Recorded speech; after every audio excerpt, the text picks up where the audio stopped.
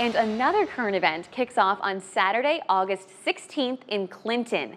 The week-long Paint It Back block party is back for its third year, and at the heart of this festival is the painting of a vacant car dealership. Here to talk all about this is artist and festival director Gabby Torres. Gabby, thank you so much for being here. Thank you for having me. I'm super excited to be here. Well, there is so much happening with this festival. Much, yes. So before we dive into that, let's start with the why. Why bring this back for a third year? Well, so at the heart of the festival is, as you mentioned, painting this 8,000 square foot building. And with art, I think we really wanted to utilize public art to activate the space and bring life to that part of our main avenue in Clinton. And a lot of times, you know, if we have murals that are up permanently, you know how human nature is, right? You get used to seeing it. But if they're ever changing every year, then all of a sudden it creates, it gives it an extra sense of energy, and it's dynamic, and it drives people to have to come to the building each year to see the walls change. And so that's kind of the model and why we do it. It keeps reactivating the space year after year after year. All right, let's talk about this dealership then. You've got 9 artists. Is it going to take them the whole week? Because they cover, I mean, floor to ceiling. There is a lot. So we actually have now, we have 13 artists total who are joining us. So we have our core 10, because one of our artists always brings his son, who's also a tremendous artist, so now we're 10. I love it. So we have our core 10 artists, and then we have 3 guest artists who we're inviting to come later in the week. So that way, during the block party, behind our main stage where we'll have all our bands, you'll see murals come to life. So by the end of the, if you come at noon when it starts and leave at 10, you'll see the completion of a mural.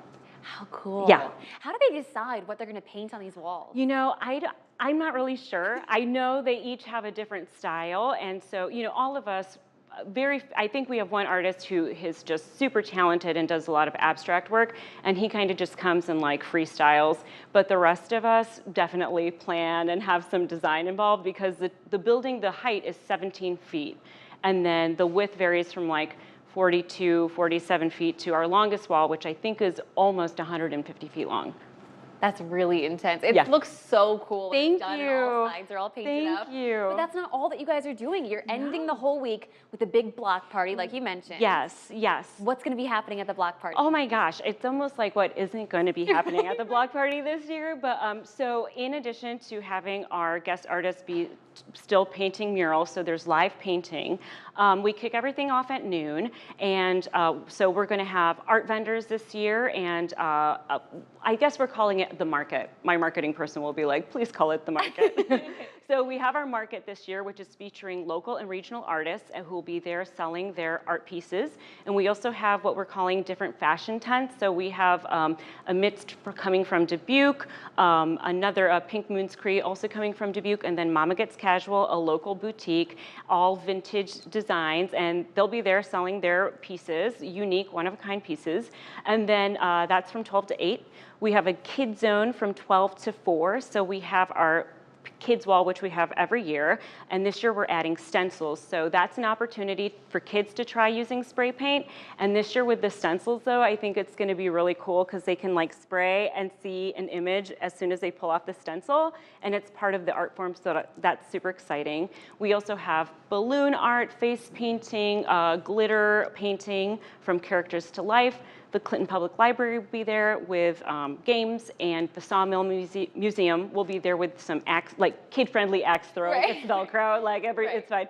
And that's just the kids zone. Oh, and then we have the sheriff coming in with the kids train. Wow. We have live music from noon until 10 p.m. We have food trucks from 12 to 10. We have the Rusty Wagon, which I call the booze wagon, from 12 to 10 for some adult beverages.